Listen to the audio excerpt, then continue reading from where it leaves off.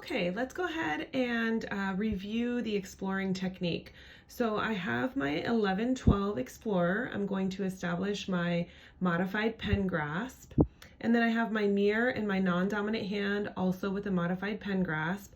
I'm going to go ahead and insert my mirror and retract the cheeks and then establish my finger rest. I'm going to start in sextant 1 buckle. I'm going to first determine the correct working end.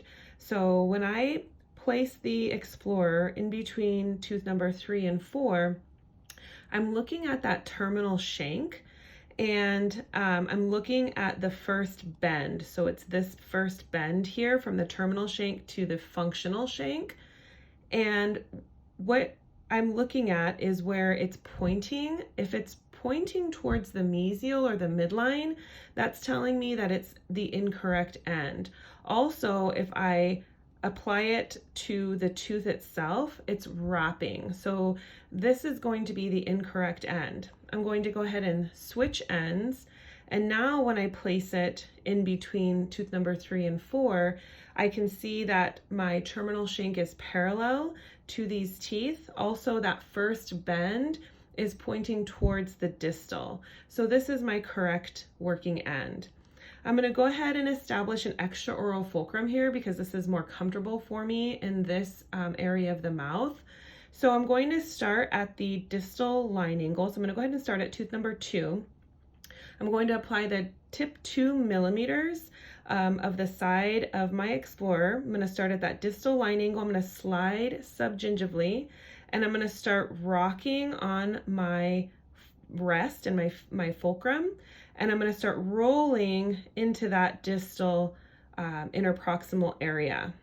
And I'm rolling, leading with my thumb and my grasp. Then I'm going to come back out. I'm going to reposition, turn the tip of the Explorer towards the mesial, come back to that distal line angle and start rocking, rolling, creating some oblique strokes as I come across the buccal aspect. Once I hit this mesial line angle, I'm really going to start pivoting on my fulcrum, rolling as I get into that interproximal area. When I reach the interproximals, I always want to do some vertical strokes here to make sure that I'm thoroughly exploring those that interproximal area. Now I'm going to continue and show you all the way until we get to the midline. Now, when we start, we want to make sure that we use the same working end until we reach the midline. So we're going to carry this working end through to the anterior. So you can see my oblique strokes. I'm pivoting. Now it's starting to feel a little funky for me, so I'm actually going to go ahead and establish an intraoral fulcrum because I'm going to feel like I have more control this way. So you may want to establish an intraoral fulcrum once you get to this point. Now I've choked up a little bit more on my handle, and you can see I'm still in my modified pen grasp. I'm going to begin on the side of my tip 2 millimeters, distal buccal of tooth number 5.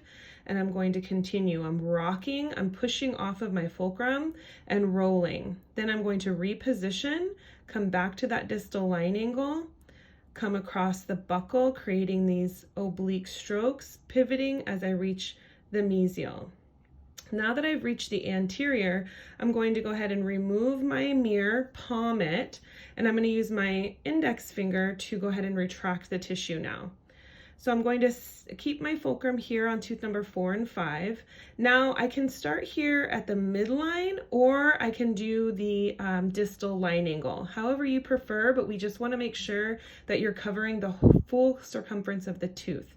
So I'm going to start at that distal line angle, come across, and then pivot a little so I can get right into that distal interproximal area. I'm going to roll, reposition, come back to that distal line angle, come across the facial. I'm pivoting on my fulcrum, rolling, keeping that tip 2 millimeters adapted to the teeth.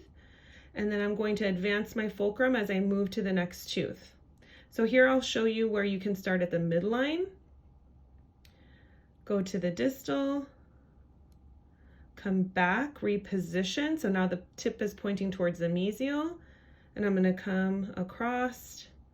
So there's two ways to explore the anterior teeth. You can start at the line angles, or you can start at the midline.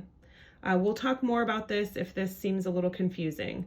So I'm going to go ahead and come to tooth number 8, and you'll notice I'm still using the same working end that I used when I was working in the posterior of buccal of sextant 1. So now it's going to start to get a little bit funky here. So once I reach the midline, I'm going to come out, I'm going to switch ends, and then I'm going to reposition my patient. So I'm going to go ahead and reposition. I'm going to have my patient look towards me or towards the center a little bit so that I can get into a 10 to 11 o'clock position, and then eventually into a 12 o'clock position.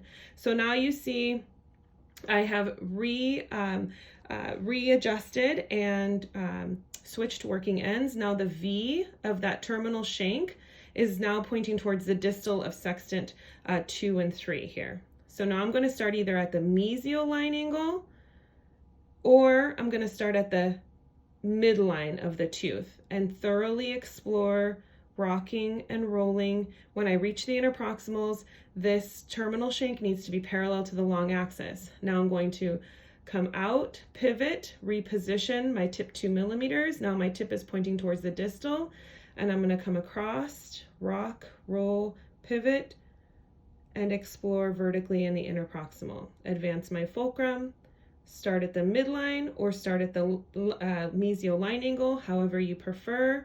Adapt that tip 2 millimeters, reposition, go back, go towards the distal, and thoroughly explore the teeth. If you have questions, we'll be sure to answer them for you when we're in clinic. Thanks.